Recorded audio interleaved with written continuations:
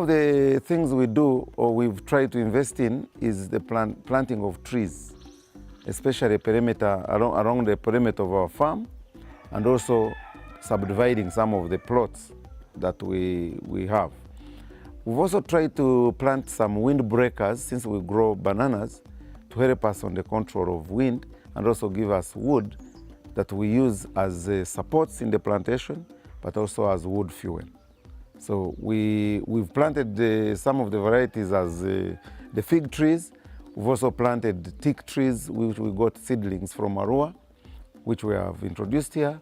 But all this is to help us conserve the environment as well as provide other benefits, one of them being wood fuel. We also try as much as possible to see that we sort our waste. And in that regard, we are looking at the separation of organic waste and also plastic and other waste, so that we don't mix up and pollute our environment.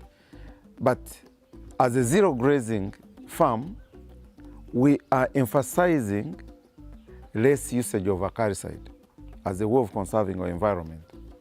Because when we keep these animals under zero grazing, we find that we have less incidences of ticks, and we spray once in 3 months.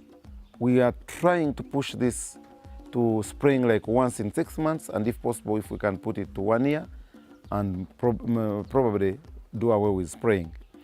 And in this, we have invested in fencing part of our land with a chain link to avoid some of the stray animals that would come in and bring these ticks that will be picked by our animals, especially the goats that we still allow to go out and browse for some of these forages. So those measures we are trying, much as they are not directly influencing the environmental protection, but we are thinking by lessening on the use of these acaricides, we are in one way or another indirectly protecting our environment. We're also engaged in recycling of some of the wastes that we generate at the farm. One of them, the unique one, is the urine. We've invested in trapping the urine. Currently, we're doing it in a crude way that we are using to fertilize some of our plots, especially the pasture plots. Urine being a source of urea, and urea being a source of nitrogen for these plants. So we are tapping that and using it to spray some of our plots. And on the experimental plots we've done, the results have been really resounding and very interesting. And we are now going a further step to engage the schools around our communities, whereby this farm is going to build